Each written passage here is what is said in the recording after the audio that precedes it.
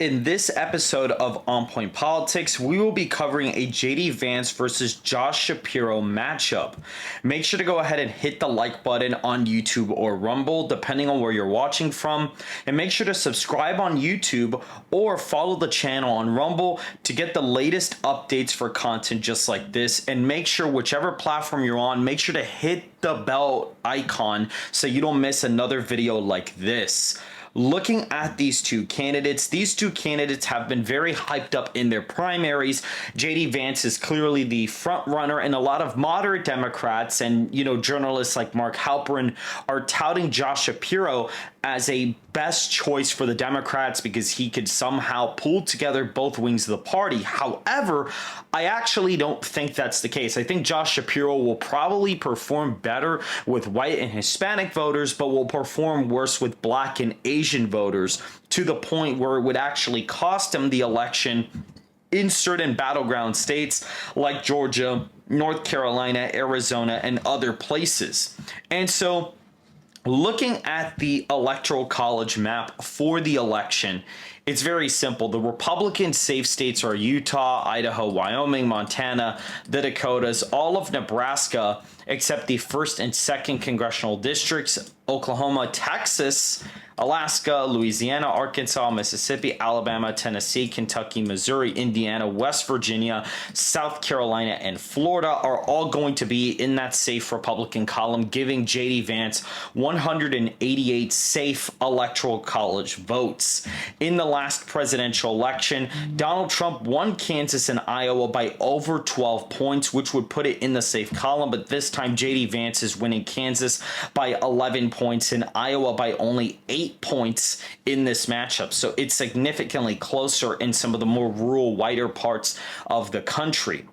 Looking at the safe Democrat states, California, Oregon, Washington, Colorado, and we also have Maine's 1st congressional district, New York, Vermont, Massachusetts, Connecticut, Rhode Island, Maryland, and D.C., as well as Delaware, all fall in the safe column, as well as Hawaii at 158 safe electoral college votes. However, we actually have an additional safe state to add in this election cycle, and that state would be the state of New Mexico, which votes for Josh Shapiro by a whopping 14 percentage points. This is a really different performance from the 2024 election. If we look at the 2024 performance, Donald Trump literally ended up basically getting within 6 points of the state of actually flipping it by 50,000 votes. We can see here Josh Shapiro improves from Harris's margin by 20,000 raw votes, and Vance kind of loses about, give or take, he loses about 50,000 votes. And this is because Vance would underperform with the Hispanic vote quite significantly nationwide due to some of the immigration policies that Vance and Trump are putting in. Texas stays about the same from 2024. The turnout goes down on both ends. So Vance actually gets 5.7 million, and we see Josh Shapiro ends up getting about 4.3 million. So both candidates lose votes from the last election, but it's basically the same margin. Florida, you see something similar, but Florida, actually both candidates gain in votes in the state of Florida. Shapiro gains about 200,000 and Vance gains about, give or take, 300,000. So that adds a point to the margin. That adds about a point margin to Donald Trump's performance. So Vance actually performs better in Florida, and it's actually mostly because of Palm Beach, Broward, and Miami-Dade County. He still improves there while he kind of underperforms in the rest of the state. And so looking at that and looking at, for example, all the other states, that is pretty much it for the safe states for both candidates. So Josh Shapiro at 163 and JD Vance at 188. For the likely states, we have Kansas and Iowa, as well as Nebraska's 1st and Maine's 2nd in the likely column for Vance, and all of those, as well as Ohio, which would put him at 219 safe electoral college or likely electoral college votes. Arizona will also be in the likely column at basically 8 points, which is really interesting because if we look at the county map, Vance actually performs better in Maricopa County, but does pretty much worse in like almost every other part of Arizona. the only reason why he's actually doing better there is because of Maricopa County. So that in and of itself basically makes Arizona not really a swing state in 2028. And Kansas, Iowa, and Ohio, granted, are closer, but they are not necessarily exactly swing states.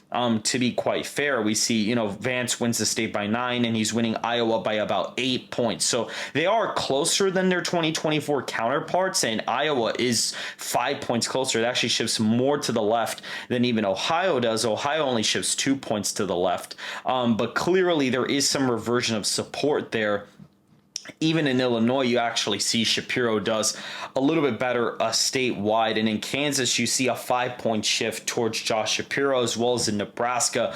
You see quite a bit of a shift there as well. And even like Utah, there's a bit of a shift to the left. So pretty much, Illinois will vote 11.5 points for Shapiro. Minnesota is all the way up at literally a 9-point win for Shapiro, which is huge. I mean, both candidates actually improve in their vote totals. Vance gets about 100,000 more, but Shapiro does about 300,000 votes more, like 250,000 votes more. So that gives Shapiro a much bigger margin there. And then New York, both candidates improve. Shapiro literally gains like 0.3 in the state of New York. He does better in Massachusetts, better in Vermont, better in Connecticut and Rhode Island, as well as in Delaware, but not by a lot, because again, Vance gains with the black votes. So some of the gains are actually offset here, believe it or not. So that also is a very interesting observation.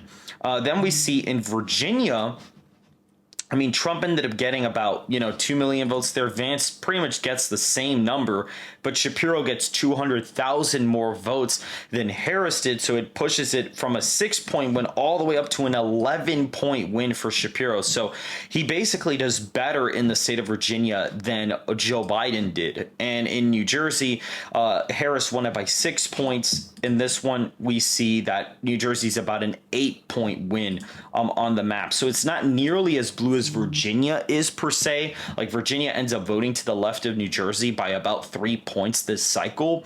And you see it's only like about a 2.5-point shift to the left. So it actually doesn't move that much compared to other states, but it's still going to be a problem in the future for Republicans or Democrats, depending on the year. But it seems like as of right now, Vance is not really in position to win New Jersey in this cycle. New Hampshire and Maine shift away from J.D. Vance. We see that New Hampshire was just a 3-point win for Harris. Here it shows up as an 8-point win, which is like really insane. I mean, those are like crazy differences in the margins, and we see both candidates gain votes, as well as in Maine. Shapiro's winning that by 11 points, so that's even more than 2020. Maine second is only like a 7-point win for Vance, so it's a lot closer. And then in Nebraska second, you have a much closer, or a much bluer, I would say, election victory. Nebraska second, and that puts the swing states into foreplay here, where you really only have 6 swing states of Georgia, North Carolina, Pennsylvania, Michigan, Wisconsin, and Nevada. Those are the big 6 this time around, and pretty much looking at all of them, Nevada is still a 2-point win, so shifts to the left by about a point.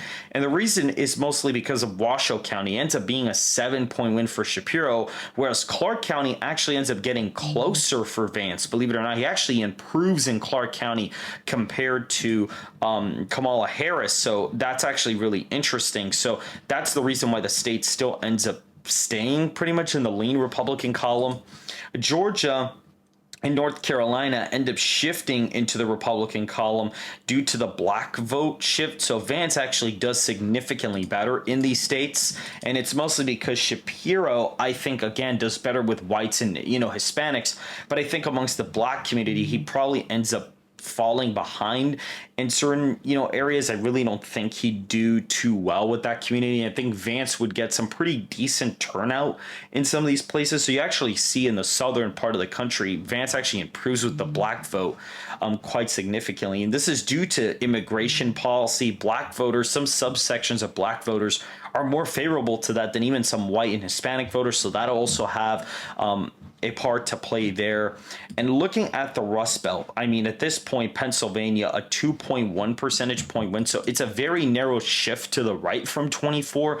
Voter registration is looking really, really good for Republicans there. And when you look at the county map, I mean, it's kind of fascinating because when you look at the county map, it really isn't that favorable for Vance. I mean, Philadelphia is a bit closer, but Bucks flips back blue. Erie County flips back. So it really, though, it's just the turnout in the red areas still kind of holds up. And in the blue areas, the turnout also dips for Shapiro as well. So that's also kind of a problem there.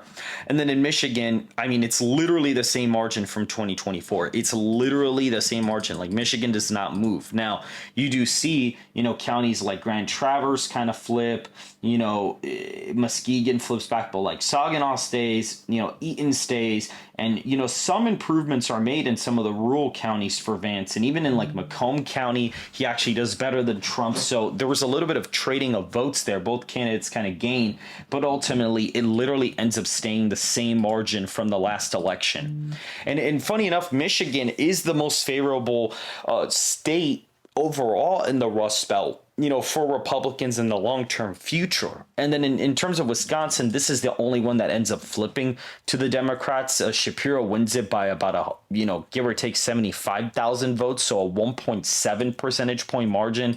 And I mean, you clearly see that like Sauk flips, Columbia actually stays Republican, and then you even see like Winnebago actually flips Democrat, Portage, stays, Door County gets a little bit bluer. You see some of these counties shift back. Vernon is close. Ozaki's only a 6-point win. Racine and Kenosha flip. So that is pretty much the state of Wisconsin. It is going to be really hard for somebody like Vance to end up winning there against Shapiro. I expect Shapiro to probably flip Wisconsin. Maybe he would end up narrowly picking it off. But as of right now, I see Vance getting 302 electoral college votes to Shapiro's 236 in this matchup. Make sure to hit the like button and to subscribe if you want more content just like this. And I will see you guys in the next video.